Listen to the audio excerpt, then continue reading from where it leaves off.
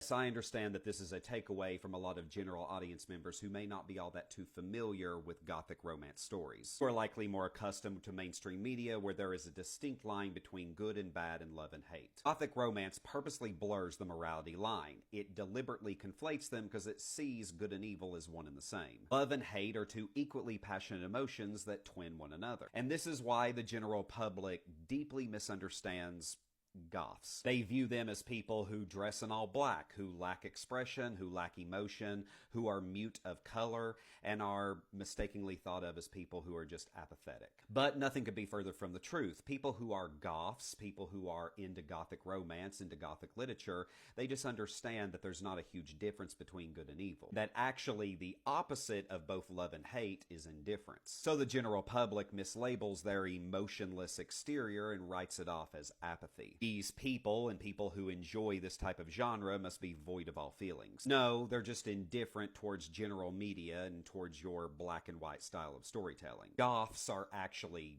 deeply passionate people who can feel on a level where most people can't. And they see the beauty in things where others would think there is none. And if you think I'm wrong, I want you to think about it for a second. Who else on this app do you see right now who is sympathizing with the monster? General audience members are confused by this. They look at people like this who are into this genre and say, y'all are weird. He's a vampire. He's evil. How can you possibly relate or have any kind of feelings towards him? He's the bad guy. He's not meant to be understood. And this is what general media has taught you. If the only thing that you consume is general media through the lens that agrees with you, then you're going to bring your preconceived notions into every niche genre that challenges that. Y'all want the Gothic aesthetic, but you don't want the Gothic complexity that comes within its storytelling. And we've seen this happen time and time again with a lot of the older iconic monster movies. Because of the overall nicheness of the story, they have to fundamentally change the genre into either an action movie or a comedy to make it more accessible for general audience members. But the problem is with a lot of these movies is that they fall flat because you're removing the uniqueness that draws people to these stories in the first place. Gothic literature is beloved because of its uniqueness. It should not be your run-of-the-mill good guy versus bad guy. Instead, it sees good and evil as being in a partnership with one another. After all, one can't exist without the other,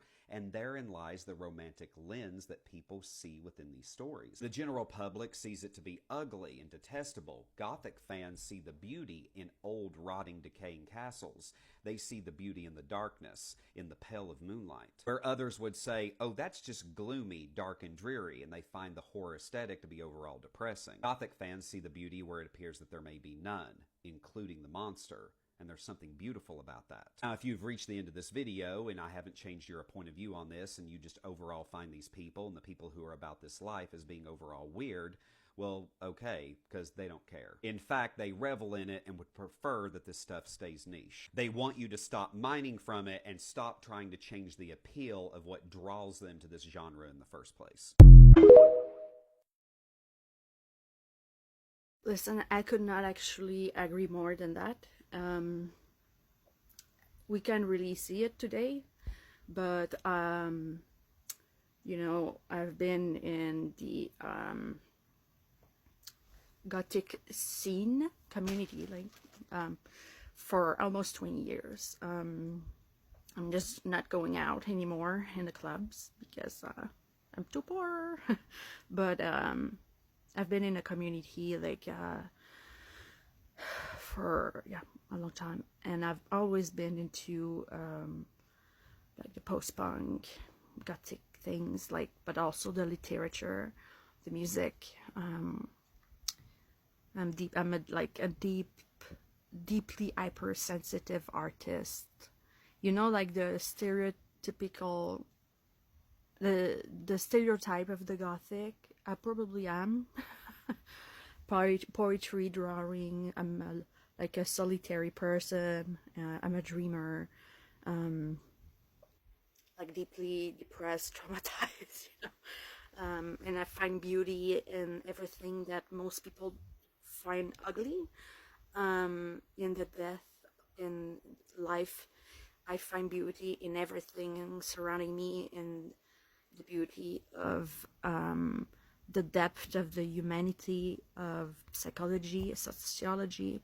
So like everything that you're saying, I really relate. And I just have to make the link because it's just since the first day that I've been cosplaying, but also creating so much, like it's going way more than like cosplaying, related to Joker 2019. I've been receiving these critics all the time, to the point of being told like I excuse murder, to after being receiving the threats from these same people. Okay. And I shouldn't relate to him, you know? And I find it so boring. I find it sad that people cannot see the layers, the depth of the humanity of so much more than just good or bad, the morality. I find it very, very boring when it gets into morality, when it's about so much more complex than that. The human psychology, the human behavior, the human, like the neuroscience of trauma, the neuroscience itself. There's beauty in stuff that we sometimes even don't understand. There's beauty in things that we can find ugly and also scare us, because there's a part of them in us, the shadow self. I always talk about it with Joker, because people reject Joker and Arthur because they find him evil, but it's a reflection of all of us. But they don't want to see that. Because also in art, there's much more than just someone killing another person. There's metaphors. When he kills Murray, for me, I don't see only like a result of so much trauma and neglect. I see killing the establishment.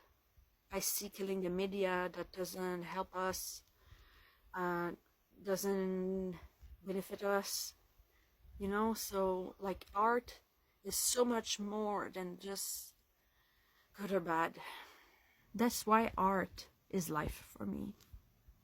I didn't even see Nosferatu yet, so I don't want to talk about it, but I fear watching it, to be honest, because I feel it's gonna trigger me a lot, because I have severe trauma.